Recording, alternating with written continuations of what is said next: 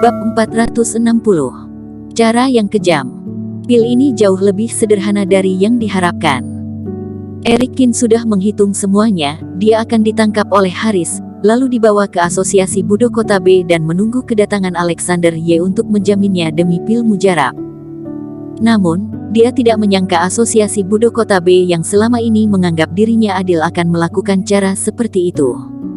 Setelah menelan pil ini, beri waktu kepada diriku sendiri dan setidaknya dapat memulihkan 80% dari kekuatanku. Gumam Eric Kin. Dia menelan pil itu, lalu duduk di sofa dan mulai bermeditasi. Sebuah kekuatan yang lembut meledak dari dalam perut Eric Kin, seperti aliran yang perlahan-lahan mengalir melalui setiap meridian dan tulang di dalam tubuhnya. Kekuatan ini seolah-olah membentuk penutupan di dalam tubuh Eric Kin, yang mengalir beberapa putaran di sepanjang tubuhnya dan akhirnya mengalir ke diafragma untuk mengairi pil emas. Pil emas Eric Kin sudah mengering sangat-sangat lama, bahkan sampai sudah tidak berkilau lagi. Pil dari dalam tubuh buaya ini memang bisa memperbaiki lukanya, namun tubuhnya kekurangan Reiki. Dia membutuhkan Reiki yang baik dan bermeditasi selama beberapa waktu untuk memperbaiki kekuatan di dalam tubuhnya. Sepanjang hari, kekuatan spiritual Eric Kin pulih beberapa persen dan pil emas juga mulai berkilau lagi dan perlahan-lahan berputar di tubuhnya. Eric Kin memuntahkan udara kotor yang besar. Hampir seluruh kamar tercemar oleh udara yang kotor ini. Jika seperti ini, waktu untuk berangkat ke Amerika perlu ditunda, pikir Eric Kin di dalam hatinya. Setelah memikirkannya, Eric Kin memutuskan untuk menunda masalah tersebut untuk sementara waktu dan baru membicarakannya kembali ketika kekuatannya sudah pulih. Keesokan harinya, Eric Kin hendak meninggalkan Sumanor. Nona Zhu, tolong rahasiakan untuk saat ini tentang kekuatanku yang sudah pulih, kata Eric Kin kepada Andrew Zhu. Andrew Zhu berkata dengan sedikit terkejut, Kak Kin masih memiliki rencana yang lain. Eric Kin mengangguk dan tersenyum, biarkan kota B damai untuk sementara waktu terlebih dahulu. Setelah itu, Eric Kin membawa Davison Su dan meninggalkan Sumanor. Guru, kemana kita akan pergi sekarang? Tanya Davison Su. Eric Kin tidak berbicara, dia menggunakan kerohaniannya untuk memeriksa sekeliling. Dia ingin tahu ada berapa banyak mata yang mengawasinya dari dalam kegelapan. Benar saja, sejak dia meninggalkan Sumanor, sudah ada beberapa orang yang mengawasinya. Eric Kin yang saat ini seperti sepotong kue yang manis. Selain keluarga Su, Asosiasi Budo Kota B, masih ada banyak orang yang ingin menginjak Eric Kin, lalu mengambil posisi ini untuk menaiki kedudukan yang lebih tinggi. Pada saat ini, keluarga Su telah mendapat kabarnya. Haris, Eric Kin masih belum mati, aku akan menyerahkan masalah ini padamu, kata kakek besar Su dengan perlahan. Haris berkata dengan hormat, baik, aku akan melakukannya sekarang. Setelah Haris keluar, kakek besar Su berkata kepada manajer di sebelahnya, utus beberapa orang untuk mengikutinya. Dan juga, aku mendengar bahwa dia dan Doni Su sangat dekat belakangan ini.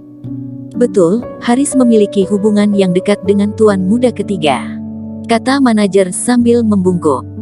Kakek besar Su mendengus dan berkata, katakan kepada Doni Su, bisnis keluarga Su tidak mengizinkan orang luar untuk terlibat, semua kekuatan harus dipegang di tangannya sendiri. Baik, Tuan.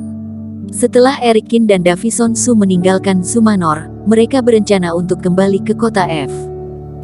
Pertama karena Eric Kin memiliki formasi pengumpulan roh di kota F, setelah sekian lama berlalu, sepertinya sudah terkumpul banyak.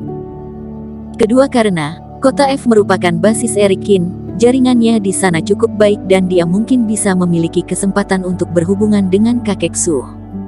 Villa Gunung Longmei memang sudah sedikit sepi dan terasa sedikit kosong. Meski bagian dalam sudah dibersihkan, tetapi sudah tidak ada bau kembang api di sekitar. Setelah pulang ke rumah, Eric Kin segera menyalakan laptopnya dan mencari informasi tentang keluarga Zuge di internet. Sebelum diusir dari keluarga Su, Roger Su diam-diam berencana untuk mendukung keluarga Zuge. Oleh karena itu, keluarga Zuge telah berkembang dengan sangat baik selama bertahun-tahun dan telah menjalin hubungan kerjasama yang erat dengan keluarga Su pada bertahun-tahun yang lalu. Sekarang kediaman Dewa Pengobatan secara diam-diam membantu keluarga Suge dan kecepatan perkembangannya mencapai tingkat berikutnya dan sekarang telah merambah ke industri dasar bisnis keluarga Su. 2 hari kemudian, 2 murid dari negara Pan sudah bergerak diam-diam. Kakak seperguruan, aku sudah memeriksa bahwa tidak ada superior master di seluruh kota F ini dan bahkan tidak ditemukan adanya grandmaster. Pria yang dipanggil dengan kakak seperguruan itu mengangguk dan berkata dengan dingin, kita harus bergerak cepat, tidak hanya kita saja yang ingin membunuh Eric Kin. Saat mereka hendak bergerak, terdengar teriakan yang nyaring dari Gunung Longmei. Eric Kin, cepat keluar. Seorang pemuda tiba-tiba berdiri di halaman, dia terus berteriak, seolah-olah ingin menelan Eric Kin. Eric Kin sedikit mengernyit, lalu melepaskan kerohaniannya dan menemukan bahwa lawannya hanyalah seorang Grandmaster pada tingkat puncak. Kenapa? Bahkan Grandmaster datang untuk memprovokasi. Davison Su juga memperhatikan kekuatan lawan, dia tidak bisa menahan dirinya untuk mendengus dingin dan berbalik untuk menghadapinya. Tunggu. Eric Kin menghentikan Davison Su, dia mengerutkan keningnya dan berkata, aku saja yang menghadapinya. Eric Kin mengabaikan tentangan Davison Su dan melangkah keluar rumah. Eric Kin, kamu telah membunuh begitu banyak orang yang tidak bersalah, aku akan membunuhmu dengan tanganku sendiri. Pemuda itu berkata sambil mengertakkan giginya. Eric Kin tersenyum dan berkata, sebaiknya kamu pergi, tidak peduli seberapa lemahnya aku, kamu yang merupakan seorang Grandmaster, tidak dapat menang dalam melawanku. Kamu hanyalah orang biasa sekarang, aku akan membunuhmu seperti sedang memotong sayuran. Setelah berbicara, pemuda itu bergegas menghampiri Eric Kin. Eric Kin mendengus dingin, dia mengangkat tangannya dan meraih tangan pemuda itu. Tepat ketika Eric Kin hendak membunuh orang ini, pemuda itu tiba-tiba berbisik, Tuan Kin, Tuan Tetua Su yang menyuruhku untuk datang. Dia berkata bahwa dia akan mendapatkannya pada akhir tahun, lalu dia akan mengutus seseorang untuk memberitahumu tentang hal-hal spesifiknya. Wajah Eric Kin tiba-tiba berubah, kamu diutus oleh kakek Su untuk menyampaikan berita. Pemuda itu berkata, Tuan Kin, jangan berbelas kasihan padaku, masih ada banyak orang yang mengawasimu dari dalam kegelapan. Ini, aku tidak bisa melakukannya.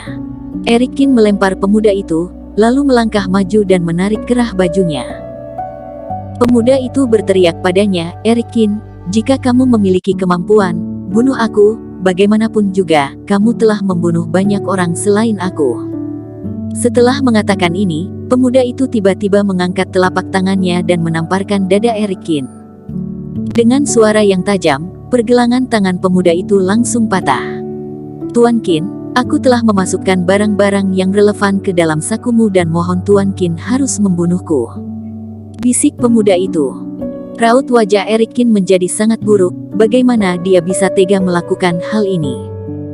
Kakek Su sangat baik padaku, tanpa dia, seluruh keluargaku pasti sudah lama mati. Tuan Kin, mereka yang membuat hal-hal besar tidak akan memedulikan hal-hal sepele dan tidak memiliki hati yang lemah lembut seperti seorang wanita, cepat bunuh aku, kata pemuda itu. Kemudian, dia meraih kepala Eric Kin dengan kasar dengan tangannya yang lain. Eric Kin mengertakkan giginya, jadi dia hanya bisa mengangkat telapak tangannya dan mematahkan tulang dadanya. Pemuda itu jatuh ke tanah dan napasnya dengan cepat berhenti. Bersambung. Terima kasih telah menonton video ini sampai akhir. Jangan lupa subscribe dan nantikan kisah episode selanjutnya hanya di Novel Story. Salam.